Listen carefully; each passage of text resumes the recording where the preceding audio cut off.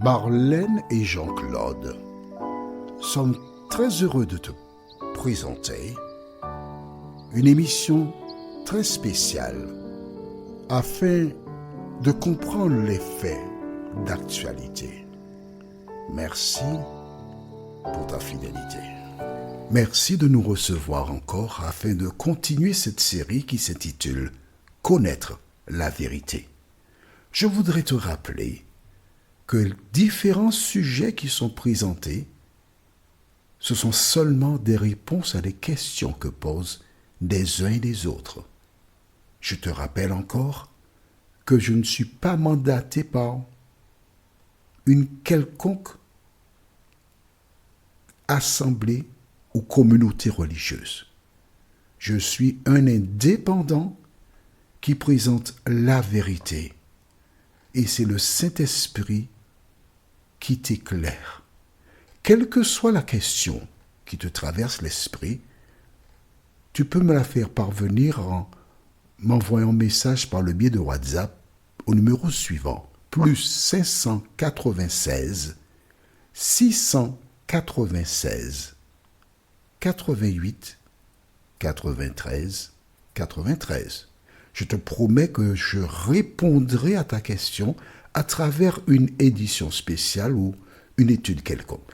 Maintenant, sache que la programmation des audios de 2026 est déjà achevée.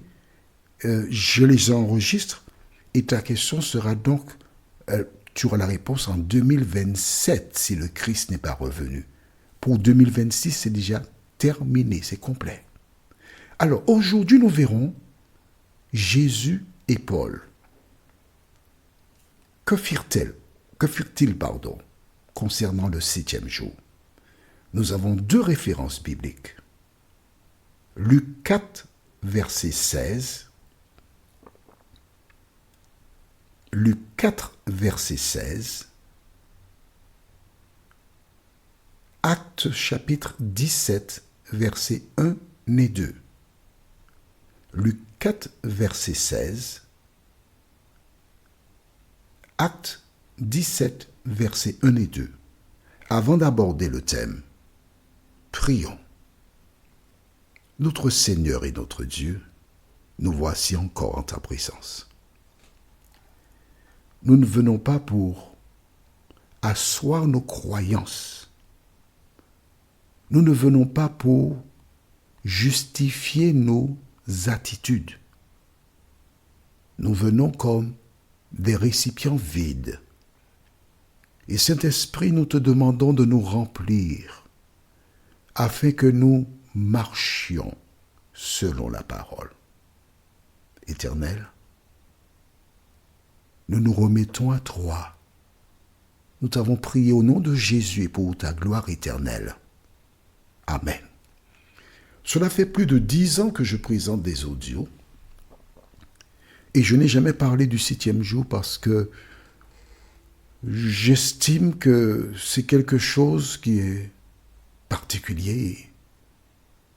Mais devant l'insistance de certaines personnes qui posent des questions, j'ai été contraint, bien obligé de présenter le 7e jour en toute objectivité.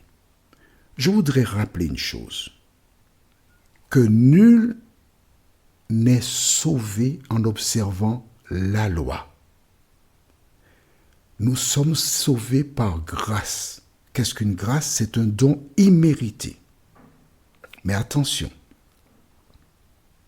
ce don-là, il y a une attitude à avoir. Quand la femme qui a été surprise en flagrant délit d'adultère a été traînée devant Jésus, les opposants voulaient la lapider, et Jésus l'a délivrée. Et au terme de cet échange, il a dit à la femme, « Va et ne pêche plus ». Qu'est-ce que le péché? Pour les personnes qui étaient là dès le début savent que la Bible déclare dans 1 Jean 3, verset 4, « Quiconque pêche transgresse la loi, et le péché est la transgression de la loi. » En libérant la femme, Jésus lui a dit, va et ne transgresse plus la loi. La femme est partie. Qu'a-t-elle fait? Je ne sais pas.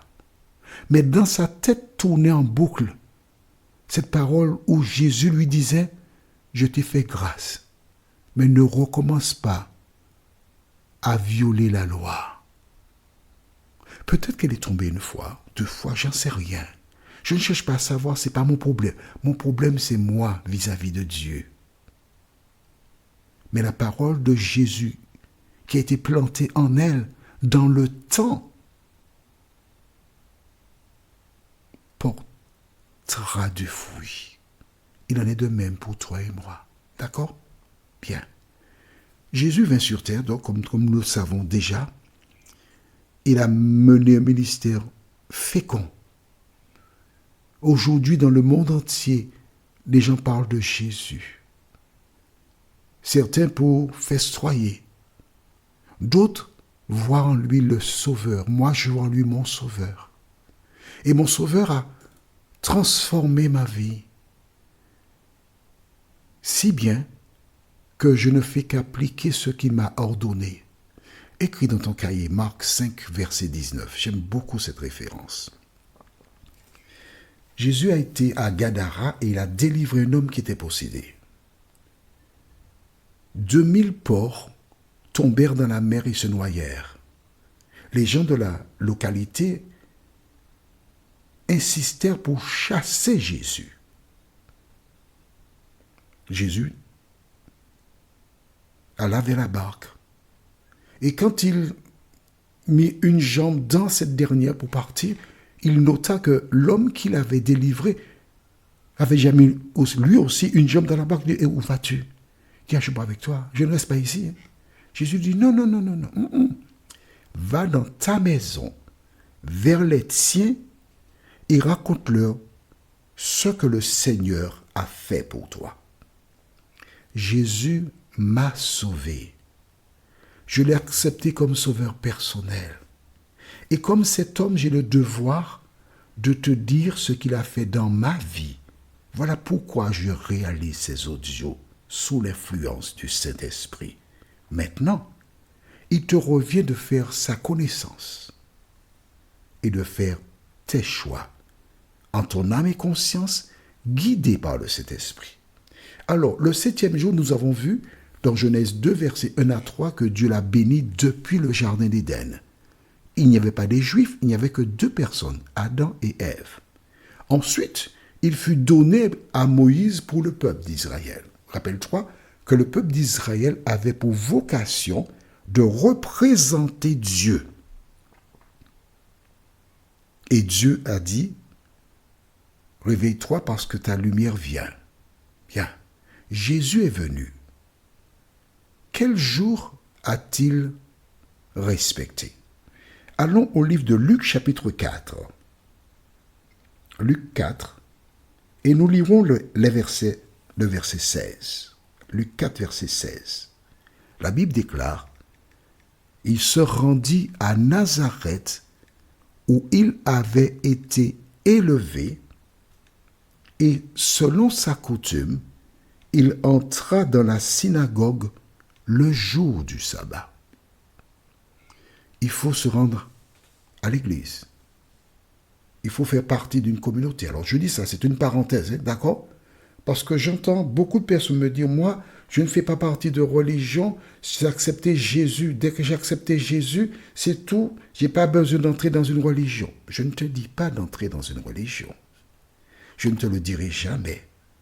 La seule chose que je te dis, c'est de lire la Bible et demander au Saint-Esprit de t'éclairer. Concernant la question de religion, il faut faire partie d'une communauté. Mais oui, pourquoi je dis cela? Attends, écris dans ton cahier. Matthieu 28, verset 18 à 20. Matthieu 28, verset 18 à 20. Je te cite, mais tu vas vérifier. Jésus s'étant approché, leur parla ainsi. Tout pouvoir m'a été donné dans le ciel et sur la terre. Allez, faites de toutes les nations des disciples, les baptisant au nom du Père, du Fils et du Saint-Esprit, et enseignez-leur à observer tout ce que je vous ai prescrit. D'accord? Jésus a donné un ordre à ses disciples, c'est d'aller prêcher, baptiser et ensuite d'enseigner à ces personnes tout ce que lui, il a prescrit.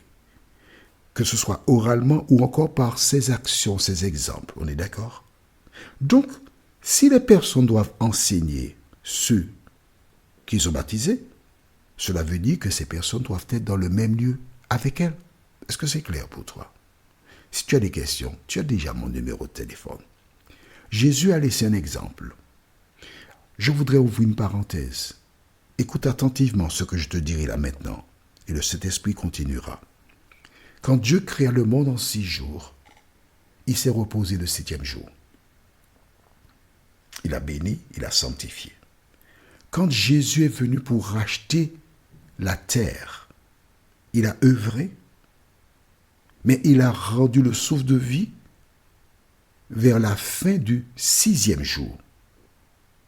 Et il était dans le tombeau le 7e jour, du coucher du soleil jusqu'au... Du coucher du soleil, il s'est reposé le 7e jour. Et il est sorti victorieux sur la mort le 1er jour de la semaine. À la création, Dieu s'est reposé le 7e jour. À la rédemption de l'homme, Jésus s'est reposé le 7e jour. Tu penses que c'est par hasard qu'il est mort le vendredi, qu'il a passé la journée du samedi dans la tombe? Réfléchis. Demande au Saint-Esprit. Il t'éclairera. Tu vois, je ne te dis pas. Hein? Je t'invite à aller demander au Saint-Esprit. Maintenant, Paul dit à plusieurs reprises que nous sommes sauvés par grâce. Mais quelles étaient les pratiques de Paul? Lisons dans le livre de Actes des Apôtres, chapitre 17. D'accord? Et nous lirons les versets 1 jusqu'au verset 3. Verset 1 jusqu'à 3. Paul et Silas passèrent par Amphipolis. D'accord? Et ils arrivèrent à Thessalonique, où les Juifs avaient une synagogue. Paul y entra selon sa coutume pendant 3 sabbats et discuta avec eux d'après les Écritures, expliquant et établissant que le Christ devait souffrir et ressusciter des morts. C'est bon? Il entra dans la synagogue lui aussi selon sa, on peut dire coutume. Mais oui. Jésus, dans Luc 4,16, il se rendit à Nazareth où il avait été élevé, et selon sa coutume, il entra dans la synagogue le jour du sabbat. Dans Acte 17, je lis verset 2, Paul y entra selon sa coutume. Pendant 3 sabbats. Jésus avait une coutume. Paul avait une coutume. C'était d'entrer dans la synagogue le jour du sabbat. Le jour que Dieu a béni, 7e jour à la création où il n'y avait pas de Juifs. Que feras-tu? J'en sais rien. Qu'est-ce que tu dois faire? Je ne peux pas te dire. Par contre, si tu demandes au Saint-Esprit, il te conduira dans toute la vérité. Notre prochaine étude sera la vie éternelle. 2 références. Jean chapitre 5, verset 39. Il reste dans Jean 17, verset 3. Prions. Notre Seigneur et notre Dieu, merci pour la parole. Merci parce que nous découvrons que Jésus, puis Paul avaient la même coutume ou habitude. Seigneur, de nous aider à étudier la parole pour nous-mêmes, à marcher selon cette parole, nous t'en prions. Au nom de Jésus et pour ta gloire éternelle. Amen. Que l'Éternel continue de te diriger et il me tarde de te retrouver. Nous sommes parvenus au terme de notre réflexion. Si d'aventure tu as une question, Il te suffit d'envoyer un message par le biais de WhatsApp au numéro suivant, plus 596 696 88 93 93. Et alors, Jean-Claude, moi, je me ferai un réel plaisir de répondre à ta question.